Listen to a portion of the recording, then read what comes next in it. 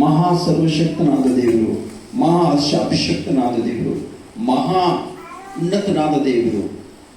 ಆತನಿಗೆಲ್ಲವೂ ಸಾಧ್ಯ ಉಂಟು, ಆತನಿಗೆಲ್ಲವೂ ಅವಶ್ಯಕತೆ ಉಂಟು, ಆತನಿಗೆಲ್ಲವೂ ಅಧಿಕಾರ ಉಂಟು, ಆತನೆಲ್ಲವನ್ನು ನೋಡುವಂಥ ದೇವರು, ಎಲ್ಲವನ್ನ ಆತನ ತಿಳಿದಂಥ ದೇವರು, ಸರ್ವಜ್ಞಾನಿ, ಸರ್ವವ್ಯಾಪಿ. ಅದಕ್ಕಾಗಿ ಎಲ್ಲ ದೇವರುಗಳಲ್ಲಿ ಮಹಾರಾಜನು. ಓಕೆ, ಕಂಟಿನ್ಯೂ ಮಾಡಿ. ಭೂಮಿಯ ಅಗಾಧವು ಆತನ ಕೈಯಲ್ಲಿರುತ್ತದೆ, ಪರ್ವತ ಶಿಖರಗಳು ಆತನವೇ. ಎಲ್ಲವೂ ಆತನಿಗೆ ಕೊಡಲ್ಪಟ್ಟಿದೆ. ಎಲ್ಲ ಅಧಿಕಾರವು ಎಲ್ಲ ಆತನು ಬಂದಂಥ ದೇವರು, ಎಲ್ಲ ಅಧಿಕಾರವುಳ್ಳ ದೇವರು, ಎಲ್ಲಕ್ಕೂ ಒಡೆಯನಾಗಿರುವಂಥ ದೇವರು, ಎಲ್ಲಕ್ಕೂ ಆತನ ಶಕ್ತನಾದ ದೇವರು. ಈ ಭೂಮಿಯನ್ನು ಯಾವಾಗಲೂ ಆತನ ಒಂದು ಕ್ಷಣದಲ್ಲೇ ನಾಶ ಮಾಡಬಹುದು. ಆದರೆ ಮಗನ ಆಗಿರ್ತಕ್ಕಂಥ ಯೇಸು ಕ್ರಿಸ್ತನ ಮೂಲಕವಾಗಿಯೂ ಈ ಭೂಮಿಯನ್ನು ಏನು ಮಾಡಿದಂತ್ರಿ ಆತನು ಸ್ಥಿರವಾಗಿ ನಮಗಾಗಿ ಇಟ್ಟಿದ್ದಾರೆ. ಅದಕ್ಕಾಗಿ ದೇವರು ಈ ಒಂದು ಕೃಪೆ ಕಾಲವನ್ನು ದೇವರು ನಮ್ಗೆ ಕೊಟ್ಟಿದ್ದಾರೆ. ಯೇಸು ಕ್ರಿಸ್ತನ ಮೂಲಕವಾಗಿ ನಮಗೇನು ಬಂತು? ಕೃಪೆ ಕಾಲ ಬಂತು. ಈ ಕೃಪೆ ಕಾಲ ಇರುವುದರಿಂದ ತಂದೆಯಾದ ದೇವರಿಗೆ ಏನು ಮಾಡ್ಲಿಕ್ಕೆ ಸಾಧ್ಯ ಆಗ್ತಾ ಇಲ್ಲ. ಈ ಕೃಪೆ ಕಾಲದಲ್ಲಿ ತಂದೆಯಾದ ದೇವರಿಗೆ ಏನು ಮಾಡ್ಲಿಕ್ಕೂ ಆತನಿಗೆ ಹಿಡಿಸ್ತಾ ಇಲ್ಲ. ಮಗನ ನೋಡಿದ ತಕ್ಷಣ ಅಲ್ಲಿ ಏನಾಗ್ಲತ್ತದ, ಲೋಕವನ್ನ ಈ ಲೋಕ ಯಾವ ನಾಶ ಮಾಡಬೇಕೆಂಬುದಾಗಿ ಉದ್ದೇಶದಲ್ಲಿರುವಾಗ ಆತ ಈ ಲೋಕವನ್ನು ನೋಡುವಾಗ ಈ ಲೋಕದಲ್ಲಿ ಅನೇಕರನ್ನ ಕರ್ತನಾಗಿರ್ತಕ್ಕಂಥ ಯೇಸು ಕ್ರಿಸ್ತನ ತನ್ನ ರಕ್ತದ ಮೂಲಕ ಏನು ಮಾಡ್ಕೊಂಡಂದ್ರಿ ಕಂಡುಕೊಂಡಿದ್ದಾನೆ. ಆ ಮಗನ ಮೂಲಕ ಮಗನಿಗೆ ನೋಡಿದ ತಕ್ಷಣ ಏನಾಗುತ್ತದ, ತಂದೆ ಮನಸ್ಸು ಕರಗೋಗ್ಲತ್ತದ.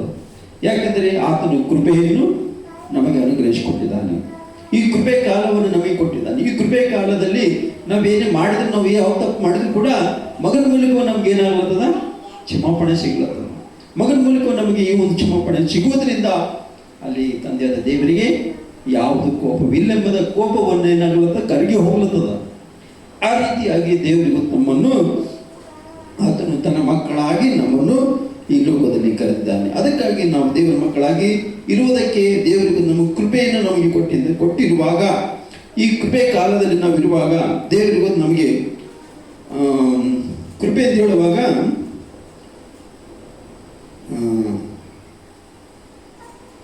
ರೋಮಪುರದ ಪತ್ರಿಕೆ ಅದರಲ್ಲಿ 11ನೇ ಅಧ್ಯಾಯ 5ನೇ ವಚನ ಓದಿ.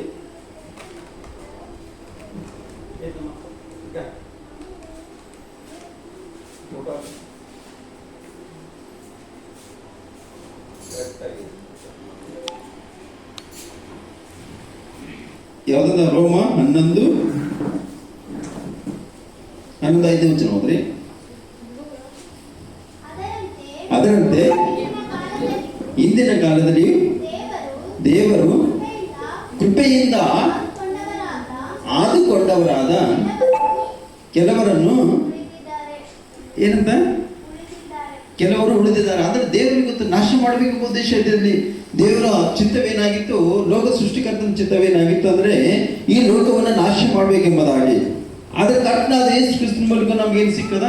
ಕೃಪೆ ಸಿಕ್ಕದ. ಈ ಲೋಕವನ್ನ ಇರಬೇಕಾಗಿದ್ರೆ ಆತನ ಮೂಲಕವಾಗಿ ನಮಗೆ ಕೃಪೆ ಮೂಲಕವಾಗಿ ಆತನ ಈ ಲೋಕವನ್ನು ಉಳಿಸಿದ್ದಾರೆ ಎಂಬುದಾಗಿ ನಾವು ನೋಡುವಂತರಾಗಿದ್ದೇವೆ. ಆದ್ರೆ ಕರ್ತನಾದ ಯೇಸು ಕ್ರಿಸ್ತನ ಮೂಲಕವಾಗಿಯೂ ನಾವು ಕೃಪೆಯಿಂದ ಉಳಿದಿದ್ದವರಾಗಿದ್ದೇವೆ. ಓಕೆ, ಕಂಟಿನ್ಯೂ ಮಾಡಿ.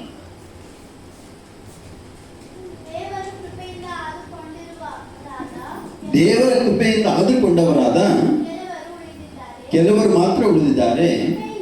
ಕೃಪೆಯಿಂದ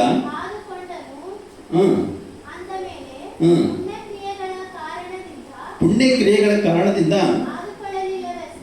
ಆದುಕೊಳ್ಳಲಿಲ್ಲವಷ್ಟೇ. ಆದರೆ ದೇವರಿಗೆ ನಮ್ಮನ್ನು ಆತನು ಮಾಡಿದಂಥ ಉಪಕಾರಗಳ ಮೂಲಕವಾಗಿ ದೇವರಿಗೆ ನಾವು ಯಾವುದು ಉಪಕಾರಗಳನ್ನು ಮಾಡ್ತಾ ಇದ್ದೇವೆ ಆ ಒಂದು ಉಪಕಾರಗಳ ಮೂಲಕವಾಗಿಯೂ ದೇವರಿಗೆ ತನ್ನ ಕೃಪೆಯನ್ನು ನಮ್ಮ ಮೇಲೆ ಸುರಿಸಿದ್ದಾನೆ. ಆ ಕೃಪೆಯನ್ನ ನಾವು ಹೊಂದಿಕೊಳ್ಬೇಕಾದ್ರೆ, ಆತನ ಕೃಪೆಯನ್ನು ನಾವು ಹೊಂದಿಕೊಂಡು ಆತನ ಹಾಗೆ ನಾವು ಜೀವಿಸಬೇಕಾಗಿದ್ರೆ ನಾವು ಕೃಪೆ ಉಳ್ಳವರಾಗಿ ದೇವರೊಂದಿಗೆ ನಾವು ಎಂಥ ಒಂದು ಆರಾಧನೆ ಉಳ್ಳ ಮಕ್ಕಳಾಗಿದ್ದೀವಿ ಎಂಬುದಾಗಿ.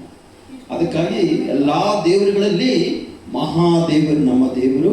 ಆತನು ಸರ್ವಶಕ್ತನಾದ ದೇವರು, ಸದಾ ಇರುವಂಥ ದೇವರು, ಸದಾ ಜೀವಿಸುವಂಥ ದೇವರು ನಮ್ಮ ದೇವರಾಗಿದ್ದಾನೆ. ಆತ ನಮ್ಮನ್ನು ಎಲ್ಲಕ್ಕೂ ಶಕ್ತನಾದ ದೇವರು, ನಮ್ಮನ್ನು ನಡೆಸುವಂಥ ದೇವರು, ನಮ್ಮನ್ನು ಕಾಪಾಡುವಂಥ ದೇವರು ಆತ ನಮ್ಮ ದೇವರಾಗಿದ್ದಾನೆ. ಆ ದೇವರು ನಮ್ಮ ದೇವರಾಗಿರುವುದರಿಂದ ನಾವು ಕೃಪೆಯಿಂದ ಕರೆಯಲ್ಪಟ್ಟವರಾಗಿದ್ದೇವೆ ಅಂತ.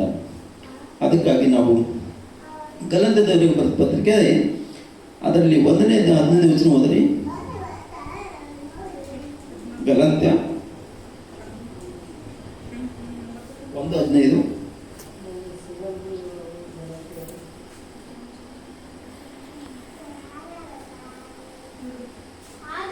ಆದರೆ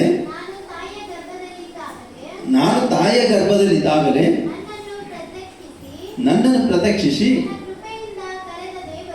ನನ್ನನ್ನು ಯಾವ ರೀತಿ ಕರೆದಂದ್ರೆ, ನಾನು ಇನ್ನೂ ತಾಯಿ ಗರ್ಭದಲ್ಲಿರುವಾಗಲೇ ನಾನು ದೇವರು ಏನು ಮಾಡ್ಕೊಂಡೆ ಅಂತ ಕೃಪೆಯಿಂದ ನಮ್ಮನ್ನು ಕರೆದ. ನಾನು ಕೃಪೆ ಅಂತ ಹೇಳುವಾಗ ಯಾವುದು ಪಾಪವಿಲ್ಲವೇ ಎಂದು ನಮ್ಮನ್ನು ಕೃಪೆ ಏನು ಮಾಡಿದ, ನಮ್ಮನ್ನು ಪಾಪದಿಂದ ಬಿಡುಗಡೆ ಮಾಡಿದ.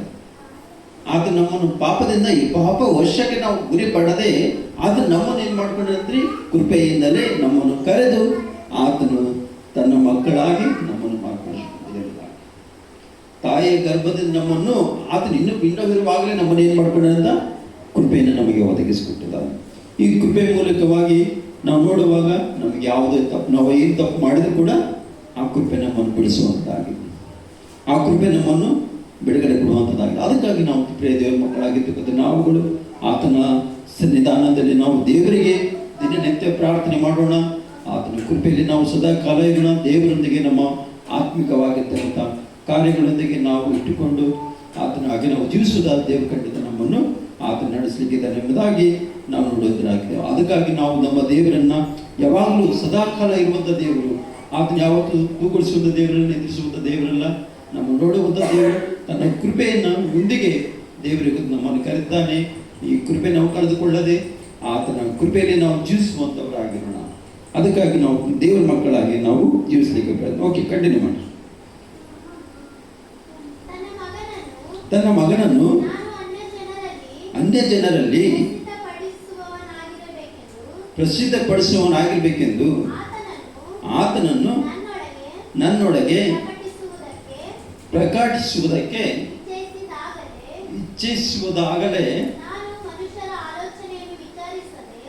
ನಾನು ಮನುಷ್ಯರ ಆಲೋಚನೆ ವಿಚಾರಿಸದೆ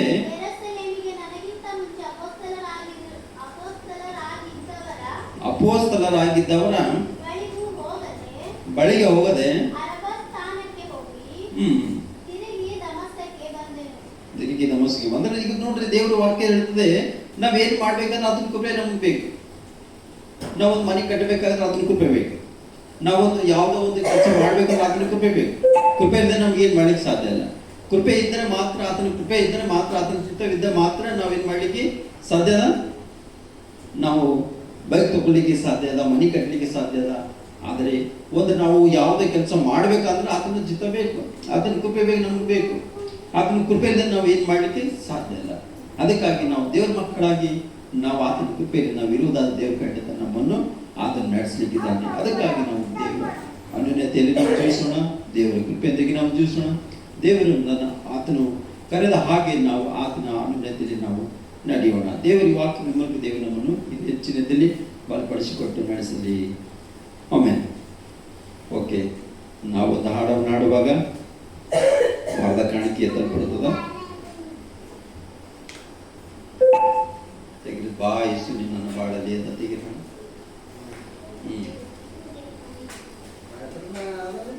ಭಯಪಟ್ಟದ ಮದ್ವೆ ನೀವು ಯಾಕೋ ಬೇರೆ ಬೇರೆ ವಚನಗಳು ಬರಲಿದೆ.